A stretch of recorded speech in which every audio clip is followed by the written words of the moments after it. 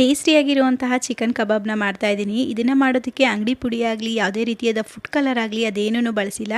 ಒಂದು ಮಸಾಲಾನ ರೆಡಿ ಮಾಡ್ಕೋಬೇಕು. ಅದಕ್ಕೆ 1 ಇಂಚ್ ಆಗುವಷ್ಟು ಶುಂಠಿ, 2 ಗೆಡ್ಡೆ ಬೆಳ್ಳುಳ್ಳಿನ ಹಾಕ್ಕೊಂಡಿದ್ದೀನಿ, ಸಿಪ್ಪೆ ಸಮೇತ ಹಾಕ್ಕೊಂಡಿದ್ದೀನಿ. ಒಂದು 4 ಆಗುವಷ್ಟು ಹಸಿಮೆಣಸಿನ್ಕಾಯಿ, ಒಂದು ಸ್ವಲ್ಪ ಕೊತ್ತಂಬರಿ ಸೊಪ್ಪು, ಒಂದು ಸ್ವಲ್ಪ ಪುದೀನ ಸೊಪ್ಪನ್ನು ಸೇರಿಸ್ತಾ ಇದ್ದೀನಿ. ಇದಕ್ಕೆ 2 ಚಕ್ಕೆ, 2 ಲವಂಗನ ಹಾಕ್ಕೊಂಡು 1 ಸ್ಪೂನ್ ಆಗುವಷ್ಟು ಜೀರಿಗೆನೂ ಸಹ ಸೇರಿಸ್ಕೋಬೇಕು. ಜೊತೆಗೆ 1 ಸ್ಪೂನ್ ಆಗುವಷ್ಟು ಮೆಣಸುಕಾಳನ್ನು ಹಾಕ್ಕೊಂಡಿದ್ದೀನಿ. ಒಂದು 20 ಆಗುವಷ್ಟು ಬ್ಯಾಡಗೆ ಮೆಣಸಿನ್ಕಾಯಿನ 2 ಗಂಟೆಗಳ ಕಾಲ ನೆನೆಸಿಟ್ಕೊಂಡಿದ್ದೆ. ಮೆಣಸಿನಕಾಯಿನ ಹಾಕ್ಕೊಂಡು ಸ್ವಲ್ಪ ನೀರನ್ನು ಸೇರಿಸಿ ಗಟ್ಟಿಯಾಗಿ ರುಬ್ಕೋಬೇಕು.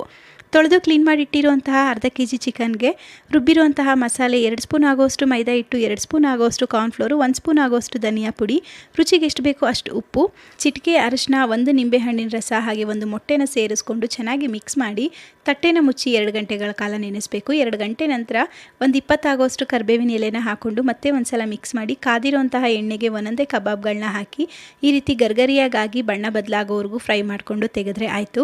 ಯಾವುದೇ ರೀತಿಯಾದ ಅಂಗಡಿ ಮಸಾಲೆಗಳು, ಫುಡ್ ಕಲರ್ ಇಲ್ಲದೆ ನಮಗೆ ಚಿಕನ್ ಕಬಾಬ್ ಅನ್ನೋದು ರೆಡಿ ಆಗುತ್ತೆ.